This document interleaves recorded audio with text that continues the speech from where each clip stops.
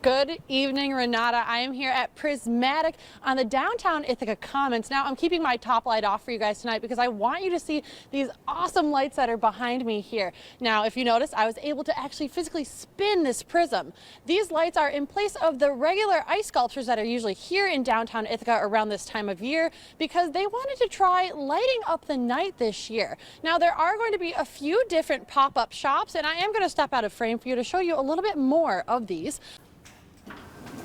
All of the doors are officially open here at the Ithaca Tompkins International Airport just in time for holiday travel. If you see orange and or yellow flashing lights and reflective vests such as this one, it's a good indication that you need to slow down because you're entering a work zone. Operation Hard Hat is State Police's way of making sure that the public is doing just that. And now all that is left to do is for you to come check it out for yourself. For WENY News, I'm Christina Episcopo. Matt Gualiardo has been living with Lyme disease for over 3 years, and just recently he fell in his garage while working, but he is now home and recovering since that fall. Matt explained his fall occurred due to his leg fatigue that comes with Lyme disease. The condition causes him to be restricted to his chair more often than not, but living with Lyme comes with a lot more symptoms than just physical ones. In the height of my symptoms, I had some cognitive issues with memory loss and brain fog, and that was when I was still working at Elmira College full-time, and meeting with students. If I didn't have my notes in front of me, I wouldn't remember what we even talked about just a couple hours ago or the day before. Matt is now home recovering from his recent fall and is happy to be home with his favorite doctors. They're both very therapeutic, and yeah, you're a good doctor. So, but they've helped me a lot, and it's good to be home and out of rehab, so I can sleep with them at night again and have them around. He tells WENY News the hardest part about managing his condition and still being active is making time for himself to stop and relax. Just learning how to take time for myself and how to heal. That's not very much something that I'm used to. I like to be out in the community, I like to be engaged, and I like to work. So that's also impacted me and shifted what my mindset has to be, just to make sure I'm doing what's right to get better. No matter how many times Matt gets knocked down, he refuses to give up because he wants to get back to working and doing what he loves. Reporting in Elmira, Christina Episcopo, WENY News. This afternoon, hundreds of community members came out to help lay over 6,000 wreaths here at the Woodlawn National Cemetery. The first time that we had, there was probably 300 wreaths. They didn't even show up, so we had to do it the next week, or the next week, and it has just grown so much, and it means so much to see the community support and have everybody here to honor these veterans. The event has more than tripled in size over the past 5 years. Community members, along with many other groups, volunteered their time this afternoon, saying it was the very least they could do. It's really just kind of one of the most important things. You're just helping your veterans and showing that the community really cares. Veterans who not only help today, but have been actively involved over the past 5 years, say this turnout was like an early Christmas present for them. The feeling you get when you do this, you can't beat it. This is the best Christmas ever.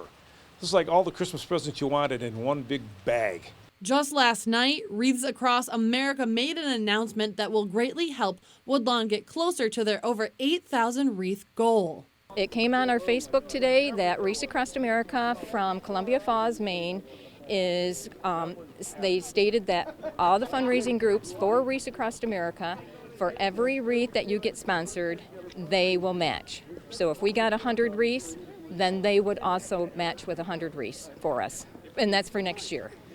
If you would like to learn more about Wreaths Across America and or make a donation, you can head over to WENY.com and click on this story. Reporting in Elmira, Christina Episcopo, WENY News.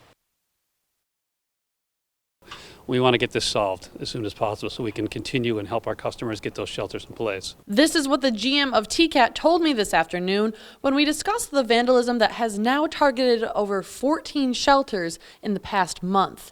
Because of this, they are putting a temporary stop on their other shelter locations. We have 5 other shelters that have never been in place in locations that we want to get up there to help our customers, but we don't want to put up a new shelter and have it get damaged. Behind me is the West Village location where you can see there is no windows left on this structure, and it has actually been hit about 6 times, and all of these repairs are really starting to add up. The cost of replacing a shelter itself is smaller shelters between $4,000 to $5,000. A larger shelter could be up to $9,000. And the panels that have been broken, those panels are expensive as well. TCAT has gone as far as partnering with local law enforcement to try to catch the vandals. We've worked with both Ithaca Police and the Sheriff's Department, and we are doing everything we can to try to figure out who the perpetrator is and what the pattern is. Ever since Owen Rolson started cooking with his family, he has been interested in trying to get on Chopped Jr. And this past year, his chance to show off his skills finally happened. One day, my mom was just checking to see if there were any, and so there were. And she said, "There's some applications available.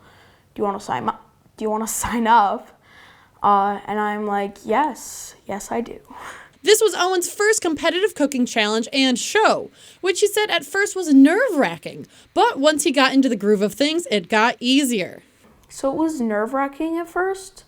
Being in front of a bunch of cameras made me a little nervous. But then when I started going, it wasn't really too hard to know what I was doing. Owen told WENY News that even though he was competing for the winner's spot, he was still cheering on his fellow competitors. Once you actually get to know those people, it doesn't really matter to you who wins. You'll be happy for them. And for anyone who is considering chasing their dreams, Owen had some wise words. Opportunities like this are what get you into the world. What sort of you are letting people know you exist, and that you can make a difference. In Painted Post, Christina Episcopo, WENY News. What started out as an innocent birthday gift for their mother has turned into a huge community celebration. The Zamoyski family, who owns the Daffodil Farm, helps bring the color yellow to Daffodil Days, which is happening this weekend from 10 until 5, Saturday and Sunday. This is the last weekend you can get a chance to see their amazing array of daffodils before they get picked. Close, we've planted over 174 varieties, 21 different mixes, so it's a good chance to get up close and personal. If you're looking at the catalogs and you want to see what they really look like, you can come check them out here. For their mother's 85th birthday, the kids decided to order and plant 13,000 daffodils for her, being her favorite flower. And since then, they have continued to add more flowers and spread the love of them to their community and neighboring areas, especially through Operation Extend the Joy. And 3 years ago, we started a second part that we call Operation Extend the Joy, where we pick daffodils after the showing and we give them to hospitals, hospice, elderly housing, anybody that can't reach us. Even though their mother Joy passed away in 2014, the family is still keeping her memory alive by keeping her name planted in daffodils in the middle of the field behind me. Reporting in Candor, I'm Christina Episcopo for WENY News. So the last time that we actually seen him has been a while, but he would call for food. And then we would take it up, but he wouldn't answer the door, which was really odd. So it seemed like he was getting a little bit more mentally unstable. Maria Phelps, the owner of the Pizza Barn in Elkland, explains to WENY News, as she was the one who called 911 for a welfare check on DeLoss Lau. Phelps and her staff were primary food providers for Mr. Lau and grew concerned when they had not heard from him in a few weeks. So I sent my delivery drivers up there, to try to see if he was there, you know. Like I said, he doesn't have a vehicle, he can't go anywhere. And we couldn't get a hold of him. And so then I contacted the local police and they said they couldn't do anything, told me I needed to call the state police, so I did. And when she called in, she warned the troopers about what they were going to. She says she told police Lau had a history of mental illness and also had weapons in the home. I was very adamant about the fact that he's not okay. Like, you know, and I'm assuming that's why they sent 3 officers.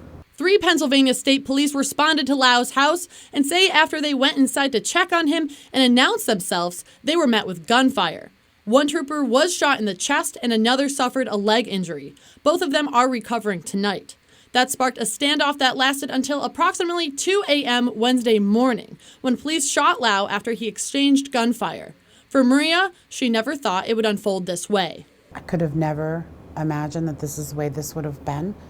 And I feel so bad that he lost his life. And he was not a bad person. He just was mentally ill. Pennsylvania State Police say the incident is still under investigation. Stick with WENY News on air and online as we continue to follow this story. In Elkland, Pennsylvania, Christina Episcopo, WENY News.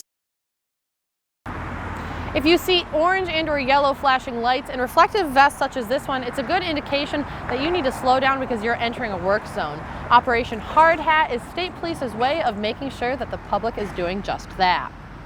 These workers for the DOT, they're out on the road, they're working on the road, and sometimes they're not able to consistently look up at traffic and see who's coming at them. Because of this, the move over law was put into place several years ago, but unfortunately it has not always been enough. Due to the rising work zone accidents, New York State Police created Operation Hard Hat, where they are disguising themselves as workers and observing drivers passing through work zones. I think the Operation Hard Hat has definitely raised a lot of awareness. A lot of people are paying attention in the work zones. I think that at least it's flagged some people to realize that there are people working on the road, and don't be selfish and be on your cell phone.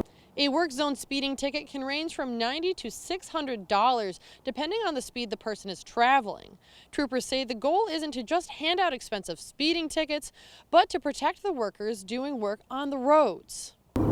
These workers have put their lives out on the line. They want to go back home to a family, and we don't want somebody doing something reckless that could potentially get these workers hurt. At the end of the day, state police are just asking everyone to slow down, buckle up, and put those phones down, regardless if you're traveling through a work zone or if you're just driving on the road. Reporting in Ithaca, Christina Episcopo, WENY News. Those who knew Ithaca firefighter Daryl Lynn Pace says she touched the lives of everyone she came in contact with. Passionate, kind, and caring, no matter if it was on duty or on the ice. And she was, just as they said, she was a damn good firefighter, she was a damn good hockey player, and she was a force of nature out there on the ice. Daryl spent the past 10 years serving with the City of Ithaca Fire Department before needing to retire due to her illness. And you can tell by the smile on my face that when we think of her, we have a lot of good memories. So today was tough, there's no doubt about it, and she touched everyone in this firehouse and in the community, and you could not know that she wasn't in the room. When she came in, it was like a light switch was turned on, it was like a spark happened. When Daryl was not working, she would be out adventuring around the city, spending time at the rink, and became very involved at the Cancer Resource Center support group. But no matter how bad it got, friends and family say she continued to have a fighting spirit. Well, she was definitely a very adventurous person, and she was very compassionate.